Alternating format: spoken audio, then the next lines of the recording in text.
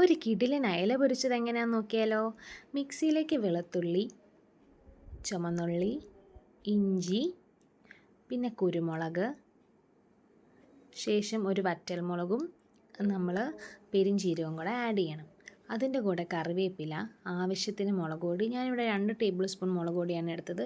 അത് നിങ്ങൾക്ക് ആവശ്യത്തിന് എടുക്കാവുന്നതാണ്. ഇത് ഇച്ചിരി എരിവ് കുറഞ്ഞ മുളക് പൊടിയാണ്. പിന്നെ മഞ്ഞൾപ്പൊടി, പിന്നെ ലേശം മല്ലിപ്പൊടി, പിന്നെ ഉപ്പ്, കുറച്ച് നാരങ്ങ നീര് ഒഴിക്കണം.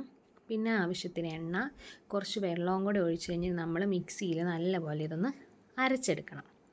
അതാണ് നമ്മുടെ ഫസ്റ്റത്തെ പരിപാടി എന്ന് പറയുന്നത്. നല്ലപോലെ ഒന്ന് പേസ്റ്റായിട്ട് വരണം. അത് കഴിഞ്ഞ് നമ്മുടെ മീനിൽ ഇതൊക്കെ ഒന്ന് തേച്ച് പിടിപ്പിച്ച് സുന്ദര കുട്ടപ്പനാക്കി എടുക്കുക. എന്നിട്ട് നമ്മൾ മീൻ അരമണിക്കൂർ റെസ്റ്റ് ചെയ്യാൻ വെക്കണം. എന്നാലേ ആ ഇതൊക്കെ ഒന്ന് പിടിക്കത്തുള്ളൂ. അപ്പോൾ നമ്മൾ മീൻ വറക്കാനായിട്ട് പോവുകയാണ്. ആദ്യമേ എണ്ണ ഒഴിച്ച് പിന്നെ ഒരു കറിവേപ്പിലയും കൂടെ വെക്കും. അപ്പോൾ കറിവേപ്പിലയുടെ ആ സ്വാദ് ആ എണ്ണയിലോട്ട് അങ്ങോട്ട് പിടിക്കും. എന്നിട്ട് നമ്മുടെ മീൻ അങ്ങോട്ട് എണ്ണയിലോട്ട് ഇടുക. പിന്നെ കുറേ നേരം തിരിച്ചും മറിച്ചും ഒക്കെ ഇട്ട് സൈഡും ഒക്കെ വേവിച്ചെടുത്ത് നമ്മൾ കിടിലനായിട്ട് നമ്മുടെ അയല വറുത്തത് റെഡി ആയിട്ടുണ്ട്. ഇനിയിപ്പോൾ നമുക്ക് ലേശം ചെണ്ടക്കപ്പയോടെ കഴിച്ചാലോ.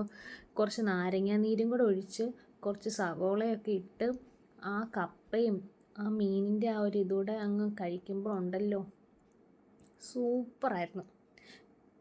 നല്ല ടേസ്റ്റ് ഉണ്ട്. അപ്പോൾ എല്ലാവരും ഇതുപോലെ ഒന്ന് ട്രൈ ചെയ്ത് നോക്കുക. നല്ല കിടിലൻ ടേസ്റ്റ് ആയിരുന്നു.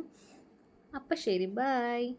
അപ്പോൾ എല്ലാവരും വീഡിയോ കാണുമ്പം ലൈക്കും ഷെയറും സബ്സ്ക്രൈബും ചെയ്യാൻ മറക്കല്ലേ. എല്ലാവരും വീഡിയോ മാത്രം കണ്ടുപോകുക, സബ്സ്ക്രൈബ് ആരും ചെയ്യുന്നില്ല. അപ്പോൾ എല്ലാവരും സബ്സ്ക്രൈബ് കൂടെ ചെയ്ത് സപ്പോർട്ട് ചെയ്യുക. ബൈ.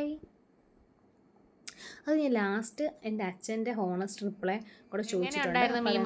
അടിപൊളി.